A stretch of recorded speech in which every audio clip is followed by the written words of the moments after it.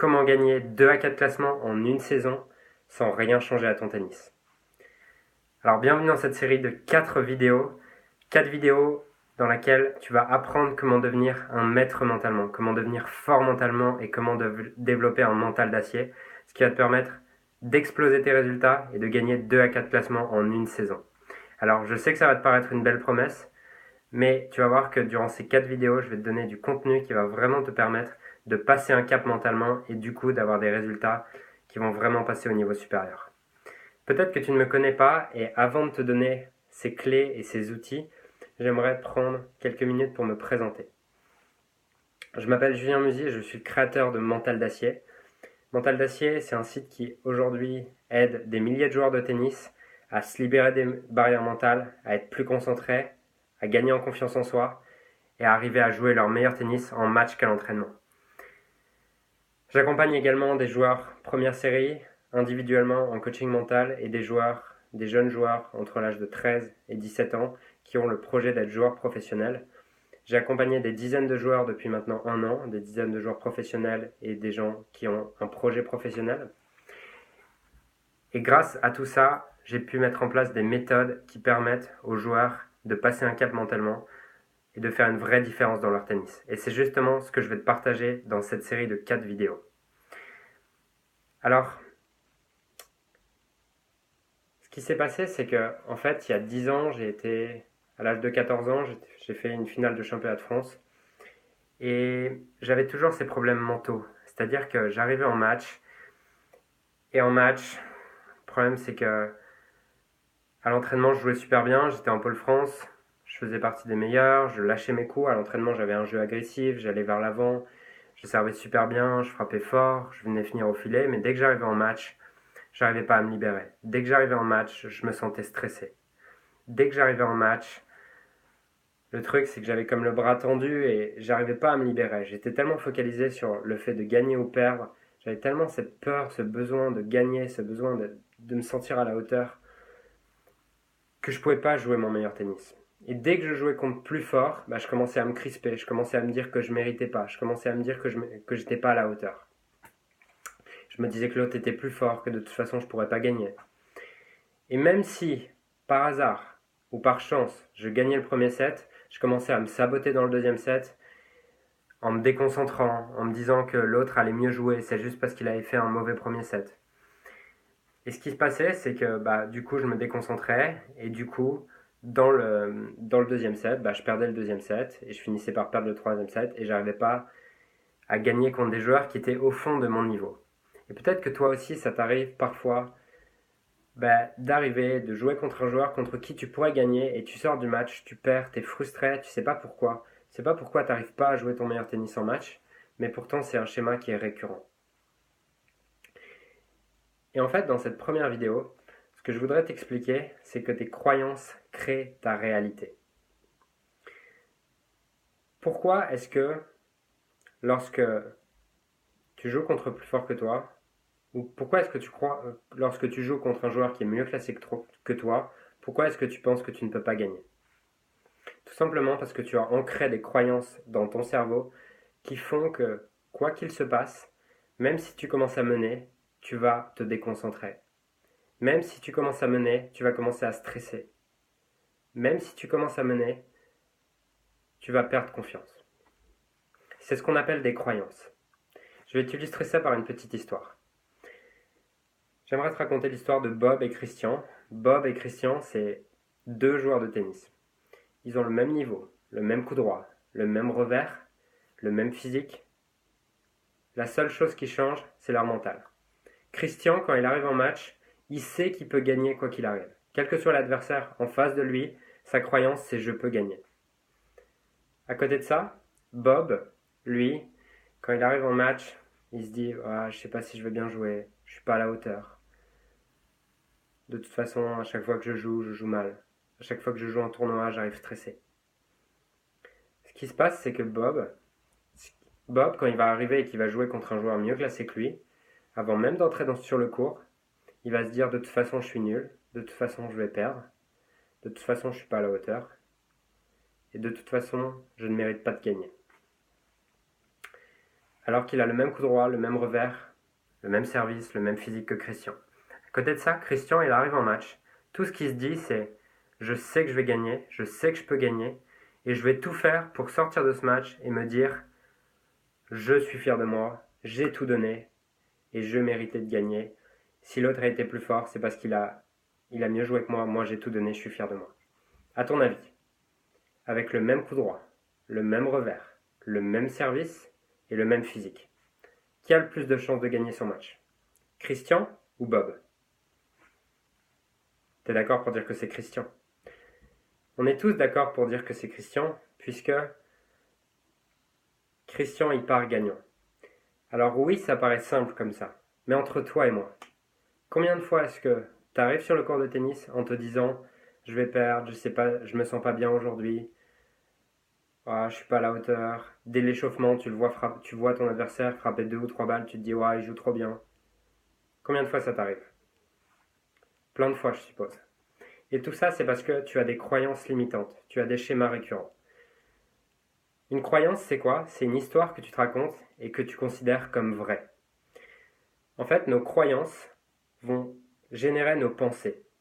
Nos pensées vont générer nos émotions vont générer nos comportements, et nos comportements vont venir générer des résultats qui vont venir confirmer ces croyances. Prenons l'exemple de Bob. Bob qui se dit je suis nul, je suis pas à la hauteur. Sa croyance c'est je suis nul, je suis pas à la hauteur.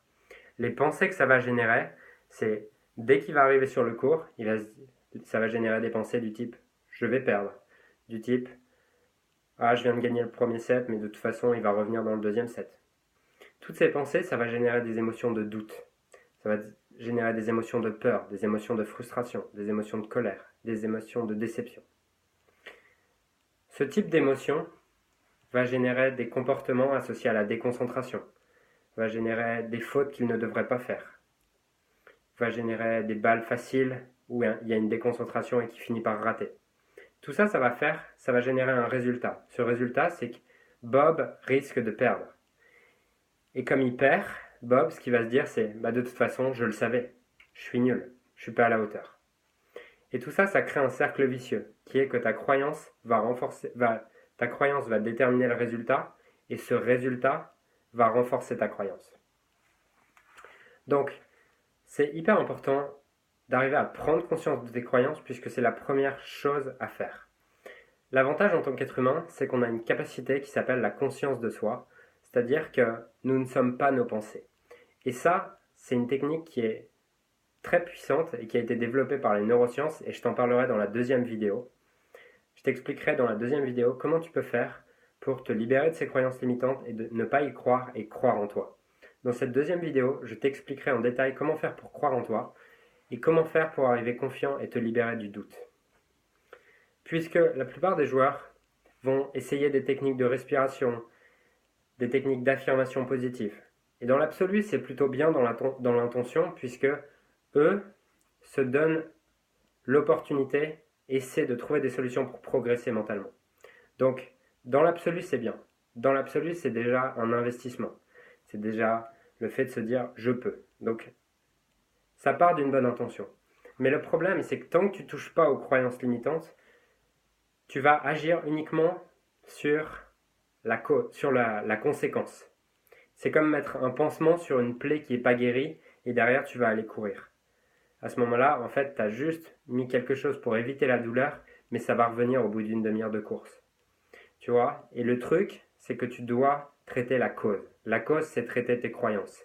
Et ça, je t'expliquerai comment le faire dans la 4e vidéo. Mais comprends que tes croyances vont générer tes émotions, tes croyances vont générer tes pensées, qui vont générer tes émotions, qui vont générer tes résultats, qui vont générer tes comportements, qui vont générer tes résultats, qui vont venir confirmer la croyance. Donc c'est hyper important d'arriver à prendre conscience de tes croyances, puisque la prise de conscience est la première étape du changement. Donc le premier exercice que je vais te demander de faire dans cette série de 4 vidéos, c'est de m'identifier, et je vais t'inviter à me mettre ça en commentaire sous cette vidéo, c'est d'identifier quelle est la croyance limitante qui est la plus commune dans tes matchs. Qu'est-ce que tu te dis souvent dans tes matchs? Est-ce que c'est je suis pas à la hauteur? Est-ce que c'est je suis nul? Est-ce que c'est je mérite pas de gagner? Est-ce que c'est de toute façon mon adversaire est trop fort? Qu'est-ce qui se passe dans ta tête au moment où tu joues contre un joueur qui est plus fort que toi, en tout cas pas qui est plus fort que toi, mais qui est mieux classé que toi? Dis-moi en commentaire, dans cette vidéo, quelle est cette croyance limitante.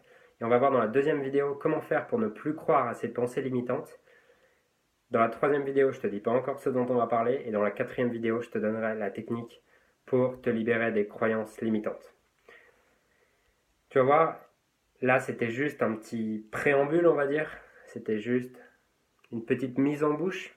Et dans la suite de ces vidéos, je vais te donner des techniques et des outils puissants pour progresser mentalement et gagner 2 à 4 classements en une saison. Puisque tes limites sont mentales, tes limites sont là. Si tu veux passer un cap, tu dois progresser mentalement. Et hier, je parlais avec une joueuse que j'avais coachée qui a été jusqu'à la 400e place mondiale. Et je lui ai demandé, à ton avis, qu'est-ce qui a fait la différence entre une fille qui est dans les 100 premières joueuses mondiales et toi? Qu'est-ce qui a fait cette différence? Elle m'a répondu, bah tu sais Julien, le tennis c'est 80% mental et 20% tennis. Et la plupart des joueurs pensent que c'est l'inverse. Mais quand je leur demande est-ce que tu joues le même tennis en match qu'à l'entraînement, ils me répondent non. Donc si tu ne joues pas le même tennis en match qu'à l'entraînement, d'où ça vient? Est-ce que ça vient de ta technique? Non, puisque sinon tu l'aurais. Donc d'où ça vient? De là, de ton mental. Et c'est le but de ces 4 vidéos. Donc voilà.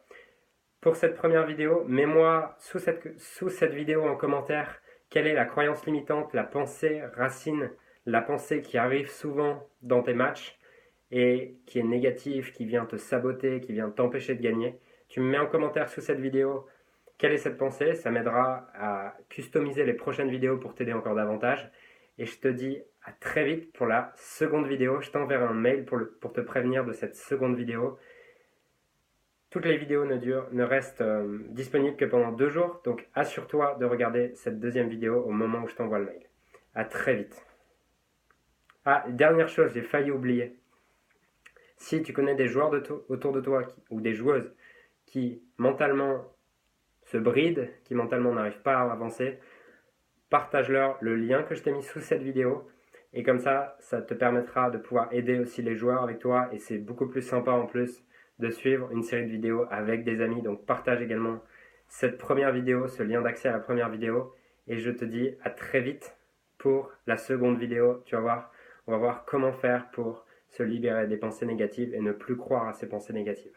À très vite.